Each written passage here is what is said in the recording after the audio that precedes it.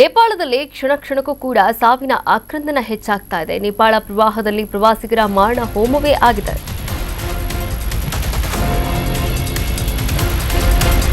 ನೇಪಾಳದಲ್ಲಿ ಕ್ಷಣ ಕ್ಷಣಕ್ಕೂ ಹೆಚ್ಚಾಗ್ತಿದೆ ಸಾವಿನ ಆಕ್ರಂದನ.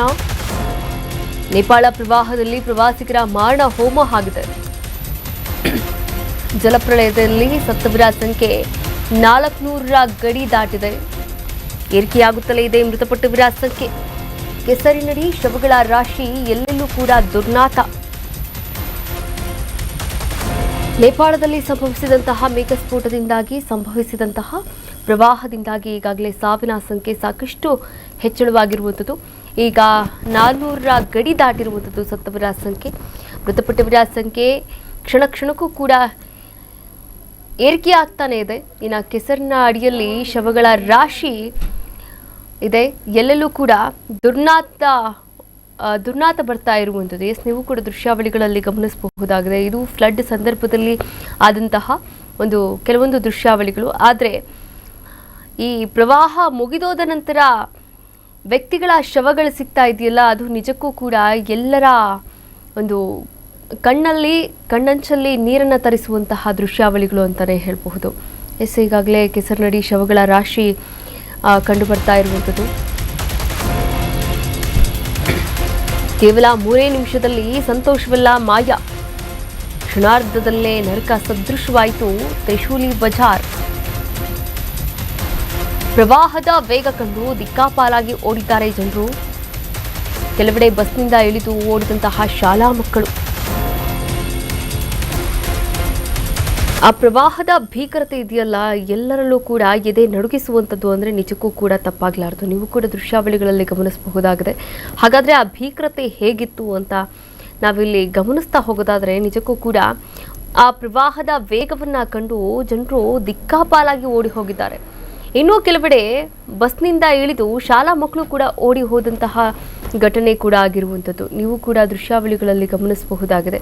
ನೋಡಿ, ಇಷ್ಟು ಭೀಕರತೆಯನ್ನು ತಾಳಿದೆ ಆ ಒಂದು ಪ್ರವಾಹ ಅಂತಂದರೆ ನಿಜಕ್ಕೂ ಕೂಡ ಎಲ್ಲರ ಮೈ ಜುಮ್ಮೆನ್ನುವಂತಿತ್ತು, ಹಾಗೆ ಮೈ ನಡುಗಿಸುವಂತಿತ್ತು. ಮನೆಗಳೇ ಕೊಚ್ಕೊಂಡು ಹೋಗ್ತಾ ಇದೆ, ಬಿಲ್ಡಿಂಗ್ಗಳೇ ಕೊಚ್ಕೊಂಡು ಹೋಗ್ತಾ ಇದೆ. ವಾಹನಗಳು ಯಾವುದು ಕೂಡ ಒಂದು ರೀತಿಯಲ್ಲಿ ನೀರಲ್ಲಿ ಕಸ ತೇಲ್ಬಿಟ್ರೆ ಹೇಗೆ ಹೋಗುತ್ತಲ್ವ, ಆ ರೀತಿ ಎಲ್ಲ ವಾಹನಗಳು ಕೂಡ ತೇಲಿ ಹೋಗ್ತಾ ಇರುವಂಥದ್ದು.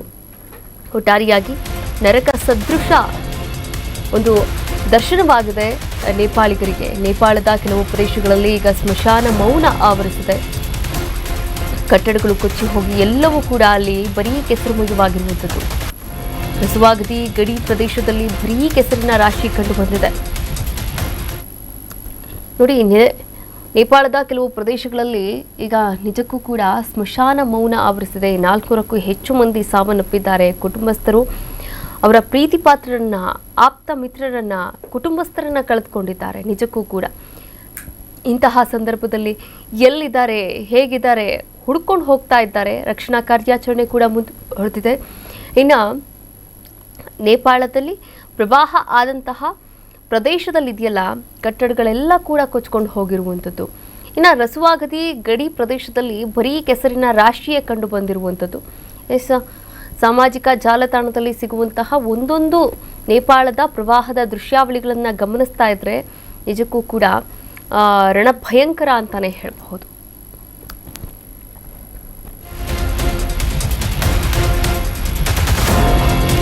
ಕೈಲಾಸ ಯಾತ್ರೆಗೆ ತೆರಳಿದ್ದ ಕನ್ನಡಿಗರು ಪತ್ತೆಯಾಗ್ತಿಲ್ಲ.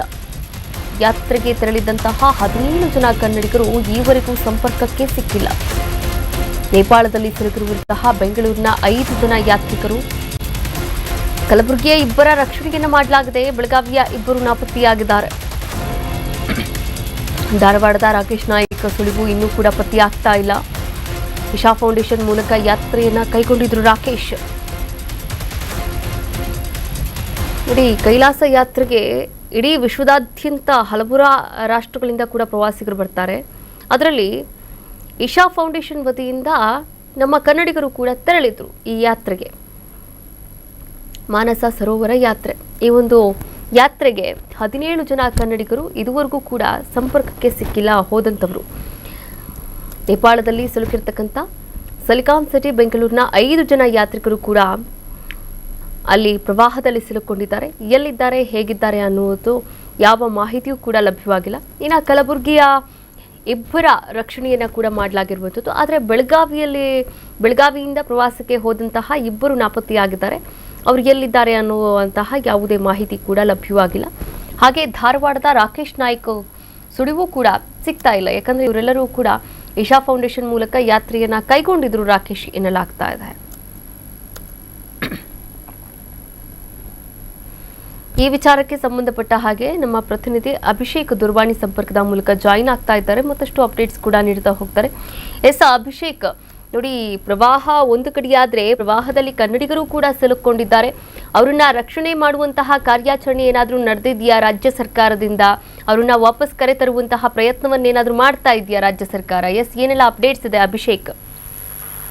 ಕಾವ್ಯ, ಖಂಡಿತ ನೇಪಾಳ ಮತ್ತು ಟಿಬೆಟ್ ಗಡಿಯಲ್ಲಿ ಏನು ಪ್ರವಾಹ ಸಂದರ್ಭ ಏರ್ಪಡ್ತು, ಅಲ್ಲಿಂದ ಪ್ರಮುಖವಾಗಿ ಇತರ ಒಂದು ವಿವಿಧ ಉದ್ದೇಶಗಳಿಗೆ ನೇಪಾಳಕ್ಕೆ ತೆರಳಿರ್ತಕ್ಕಂತ ರಾಜ್ಯದ 8 ಕನ್ನಡಿಗರು ಕೂಡ ಈಗ ನಾಪತ್ತೆ ಆಗಿರುವಂತದ್ದು ಅಧಿಕೃತಗೊಂಡಿದೆ.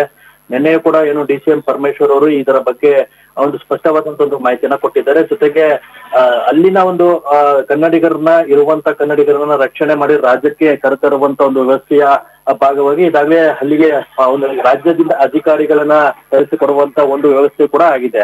ಈಗಾಗಲೇ 8 ಮಂದಿ ಕಣ್ಮರೆಯಾಗಿದ್ದಾರೆ ಅನ್ನುವಂತ ಒಂದು ಮಾಹಿತಿ ರಾಜ್ಯಕ್ಕೆ ಬಂದಿರುವಂತದ್ದು. ಮೊದಲಿಗೆ ಈಗಾಗಲೇ DK ಶಿವಕುಮಾರ್ ಅವರು ಕೂಡ ಅಲ್ಲಿ ಸಿಲುಕಿಕೊಂಡಿರುವಂತ ಕನ್ನಡಿಗರ ಜೊತೆ ಒಂದಷ್ಟು ವಿಡಿಯೋ ಕಾಲ್ ಮುಖಾಂತರ ಕೂಡ ಅವ್ರನ್ನ ರಕ್ಷಣೆಗೆ ಇರುವಂತ ಒಂದು ವ್ಯವಸ್ಥೆ ಕೂಡ ಮಾಡ್ತಿರುವಂತದ್ದು.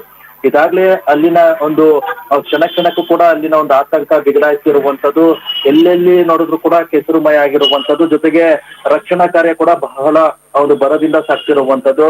ಜೊತೆಗೆ ಅಲ್ಲಿನ ಪ್ರಧಾನಿ ಆಗಿರ್ತಕ್ಕಂಥ ಬಾಲೇಂದ್ರ ಶಾ ಅವರು ಕೂಡ ಏನು ಕಾರ್ಯಾಚರಣೆಯನ್ನ ಮುಂದುವರಿಸೋದಕ್ಕೆ ಒಂದಷ್ಟು ಸೂಚನೆಯನ್ನ ಕೊಟ್ಟಿದ್ದಾರೆ. ಈಗಾಗಲೇ 60ಕ್ಕೂ ಹೆಚ್ಚಿನ ಒಂದು ಹೆಲಿಕಾಪ್ಟರ್ನ ಮುಖಾಂತರ ಎಲ್ಲೆಲ್ಲಿ ನೆರೆ ಪೀಡಿತ ಪ್ರದೇಶ ಆಗಿದೆ ಮತ್ತು ಎಲ್ಲೆಲ್ಲಿ ಪ್ರವಾಹ ಆಗಿರ್ತಕ್ಕಂಥ ಪ್ರದೇಶಗಳಿಗೆ ಸಹಾಯಹಸ್ತ ಮಾಡುವಂತ ಒಂದು ಕಾರ್ಯಾಚರಣೆ ಬರದಿಂದ ಸಾಗಿರುವಂತದ್ದು. ಜೊತೆಗೆ 360 ಮಂದಿ ಈಗ ಸದ್ಯಕ್ಕೆ ಅಧಿಕೃತವಾಗಿ ಏನು ಸಾವನ್ನಪ್ಪಿರುವಂತ ಸಂಖ್ಯೆ ಇದೀಗ ಬರ್ತಿರುವಂತದ್ದು. ಜೊತೆಗೆ ಅದು 4ಕ್ಕೂ ಕೂಡ ಇದೀಗ ಗಡಿ ಸಂಭವಿಸಿರುವಂತದ್ದು. ಜೊತೆಗೆ ಈಗಾಗಲೇ 13,000 ಸಿಬ್ಬಂದಿಗಳಿಂದ ಎಲ್ಲೆಲ್ಲಿ ಏನು ಜನರು ಸೀಲಿಕೊಂಡಿದ್ದಾರೆ. ಜೊತೆಗೆ ಮೃತದೇಹಗಳನ್ನು ಹೊರತೆಗೆಯುವಂತ ಒಂದು ಕೆಲಸ ಕೂಡ ಆಗ್ತಿದೆ.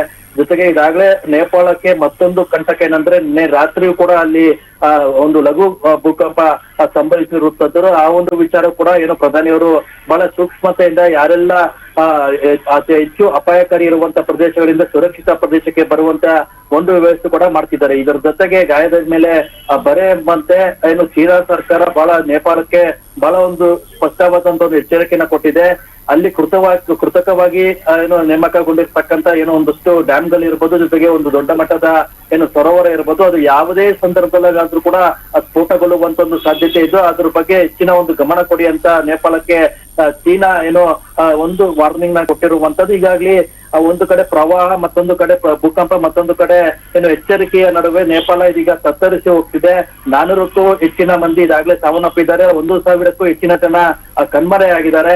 ಹೀಗಾಗಿ ನೇಪಾಳದಲ್ಲಿ ಈಗ ಅಕ್ಷರಶಃ ಸ್ಮಶಾನದ ಒಂದು ಪರಿಸ್ಥಿತಿ ಈಗ ನಿರ್ಮಾಣ ಆಗಿರುವಂತದ್ದು. ಕಾವ್ಯ, ಥ್ಯಾಂಕ್ ಯು ಅಭಿಷೇಕ್, ತಮ್ಮೆಲ್ಲ ಡೀಟೇಲ್ಸ್ಗೆ ಧನ್ಯವಾದಗಳು.